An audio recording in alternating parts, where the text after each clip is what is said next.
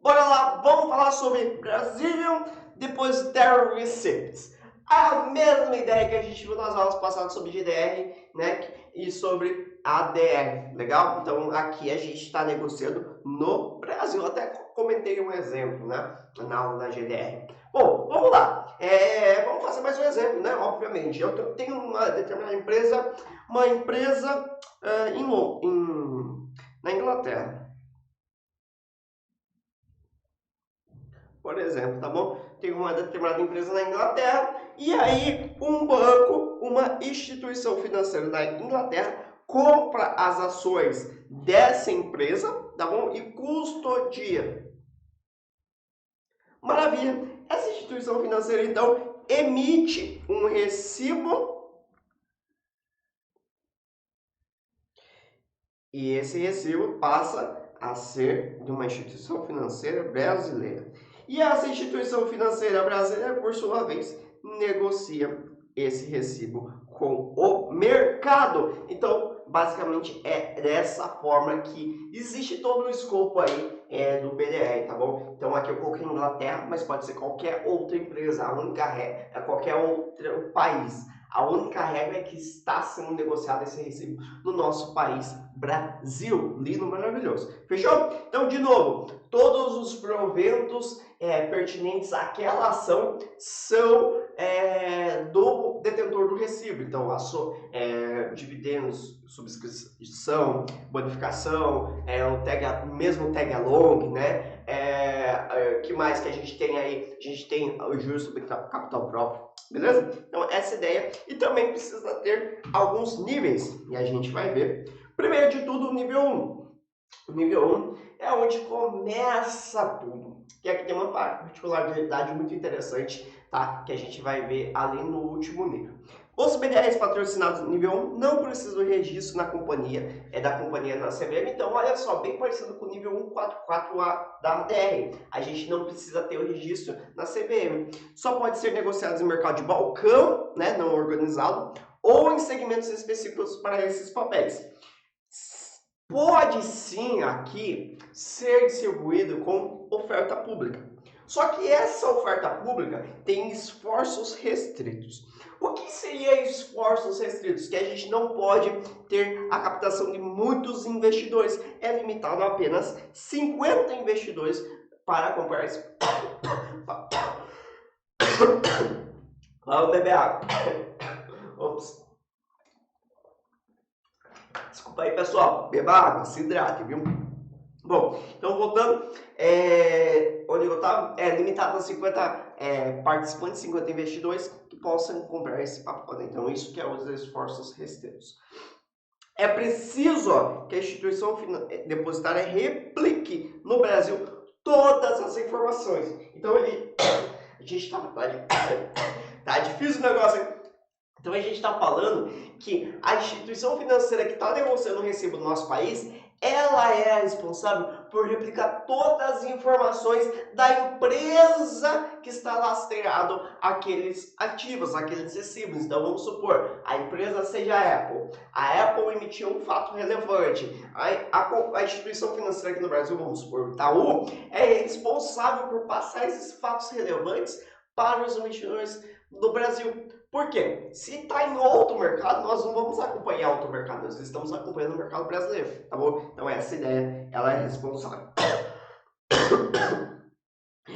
E obviamente aqui, ó, as demonstrações contábeis não precisam ser convertidas para reais, nem seguir as normas contábeis brasileiras. Então isso pode ser feito nos padrões internacionais que as companhias estão emitindo, tá? O nível 2 e o nível 3, eles são bem parecidos em algumas ideias, tá bom? Bom, a empresa emissora das ações precisa ter o registro na CVM, ok? Podem ser negociados em pregão de bolsa ou pregão organizado. As companhias emissoras precisam seguir as normas e regras de transparência estabelecidas pela CVM, tá bom? Que é o caso das maiores empresas conhecidas no mercado, como Petrobras, então Vale.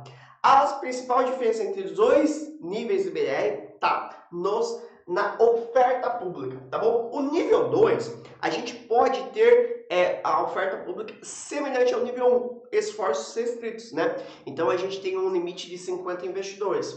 Agora, o nível 3 não. A oferta pública pode ser ampla, eu não preciso ter esse esforço restrito. Eu posso captar quantos investidores eu conseguir. BDR nível 2 e 3 pode ser negociado por quaisquer investidores, beleza? Então não precisa ser investidor qualificado, investidor profissional. Você pode negociar mesmo sendo um investidor inicial, um investidor iniciante, um investidor varejo, como a gente costuma comentar, beleza? E o mais comum, pessoal, a grande diferença, o BDR não patrocinado. Todos os níveis que a gente viu aqui, a gente viu um seguinte argumento. A empresa precisa ter registro na CVM ou a empresa não precisa ter o registro na CVM. Só que, olha só, se a empresa precisa, a empresa que está querendo fazer essa emissão. Só que um BDR não patrocinado é quando a instituição financeira quer negociar esses ativos em outros países. Então a gente não está falando da empresa. Ou, no caso da Apple, por exemplo, tá? A Apple aqui, a gente tem a ABL, via de regra, para vocês conhecimento, a BDR é negociada com o código 34, tá bom? Então a Apple tem suas ações negociadas no mercado norte-americano. Um determinado banco, vamos supor JP Morgan, JP, não é JP, né? É JP. Se eu vou falar em português, falo tudo em português. Se eu vou falar em inglês, falo tudo em inglês. Olha só, tá? Então, JP, ele decide negociar as ações, né? Ele decide, ele compra as ações, ele custodia. Então, parte dele, né? Ele quer investir. Só que aí ele negocia o recibo com uma instituição financeira no nosso país. Uma instituição financeira no Brasil. E essa instituição financeira emite o BDR. Então aqui, ó, a Apple, ela não sabe necessariamente que está negociando, né? Então, na verdade, aqui não é a APL34, a APL34 vem aqui no país. A APL34. Bom, então a Apple não necessariamente sabe que está sendo negociado.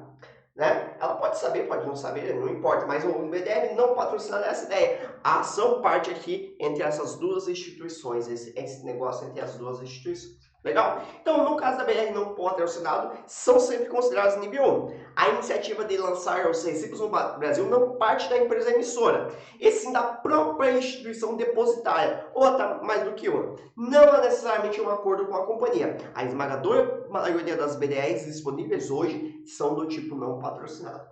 O objetivo das instituições depositárias, ao criar um programa de BDR não patrocinado, é oferecer mais opções de investimento a seus clientes. Então, as opções aqui no Brasil estão limitadas. Vamos fazer um BDR não patrocinado, tá bom? Nesse caso, é ela que assume a responsabilidade por divulgar as informações da empresa emissora, com balanço, fatos relevantes e tudo mais, tá bom? Assim como BDRs patrocinados nível 1, vocês podem ser operados por todos os tipos de investidores se as condições mencionadas anteriormente forem cumpridas. Beleza? Então essa ideia, essa sacada aqui que você precisa saber sobre a sua prova sobre BDR. E aqui eu tenho uma perguntinha aqui. As BDRs são recibos lastreados em ações de empresas europeias negociados fora da União Europeia? Não. Recibos lastreados em ações de empresas não americanas negociados em bolsa nos Estados Unidos? Não, aqui é ADR. Recibos lastreados em empresas não brasileiras negociados em bolsas do Brasil? Perfeito! Recibos lastreados em empresas estrangeiras, ok? Negociados em múltiplos mercados globais. Não, aqui não é isso. A resposta correta para nós é C de correto. C de tamo junto. Até a próxima.